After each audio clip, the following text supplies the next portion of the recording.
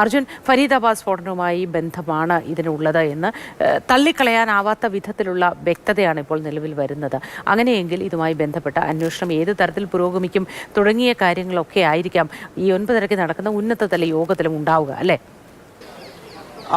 മോത്തി, തീർച്ചയായിട്ടും. അതിനോടൊപ്പം ഒരു കാര്യം കൂടി ഇപ്പോൾ ഡൽഹി പോലീസിന്റെ ഭാഗത്തു നിന്നും അവരുടെ ചില റിപ്പോർട്ടുകളായി പുറത്തു വരുന്നുണ്ട്. നമ്മൾ നേരത്തെ പറഞ്ഞ കാര്യങ്ങളുടെ ഭാഗമായിട്ട് തന്നെയാണ്. അതായത് ഈ ഡോക്ടർ ഉമർ മുഹമ്മദ്, അതാണ് ഈ ഡോക്ടർ ഉമറിന്റെ മുഴുവൻ പേര്, ഉമർ മുഹമ്മദ്.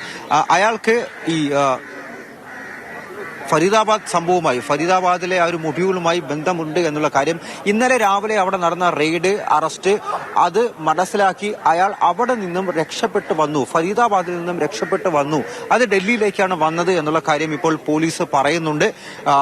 രക്ഷപ്പെട്ട് വന്ന ശേഷമാണ് ഇയാൾ ഈ ചെങ്കോട്ടയ്ക്ക് സമീപത്തുള്ള ആ പാർക്കിംഗ് കേന്ദ്രത്തിൽ വാഹനം നിർത്തിയിട്ടത്. 3:17 വാഹനം അകത്തേക്ക് കയറുന്നു. പിന്നീട് വൈകിട്ട് 6:48 പുറത്തേക്ക് വരുന്നത്. പരിഭ്രാന്തിയിൽ തന്നെയാണ് എന്തായാലും ആ ഒരു സ്ഫോടനം നടത്തിയത്. അതായത് ഇയാൾ പോലീസിൽ നിന്ന് രക്ഷപ്പെട്ട് വരുന്നു, തന്നിലേക്കും പോലീസ് എത്തിയിരിക്കുന്നു, അന്വേഷണം തന്നിലേക്ക് എത്തി, ഏത് നിമിഷവും തനിക്ക് മേൽ പിടിവീഴാം എന്നുള്ള ഒരു സൂചന ഈ ഡോക്ടർ ഉമർ മുഹമ്മദിന് ലഭിച്ചു. അതിന് പിന്നാലെ പരിഭ്രാന്തിയിൽ ട്രിഗർ ചെയ്ത ഒരു സ്ഫോടനമാണ് ഇന്നലെ വൈകിട്ട് സംഭവിച്ചത്. ഇതൊരു സൂയിസൈഡ് ബോംബിംഗ് ആണ്, ഒരു സാവേർ ആക്രമണമാണ് എന്നുള്ള നിഗമനത്തിലേക്ക് പോലീസും എത്തുന്നുണ്ട്.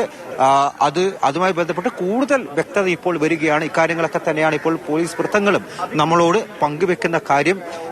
നിലവിൽ സുരക്ഷാ ഏജൻസികൾക്ക് ഇതിനെ സംബന്ധിച്ചൊരു വ്യക്തത വന്നു കഴിഞ്ഞു എന്നുള്ള കാര്യം വേണം നമുക്ക് പറയാനായിട്ട്. അതായത് ഈ ഒരു സംഭവവുമായി ജെയ്ഷെ മുഹമ്മദുമായിട്ടുള്ള ബന്ധം, അത് ഏത് രീതിയിൽ ഫരീദാബാദ് കേസുമായി ബന്ധപ്പെടുന്നു, ആ ഡോക്ടർമാർക്കുള്ള ബന്ധം മാത്രമല്ല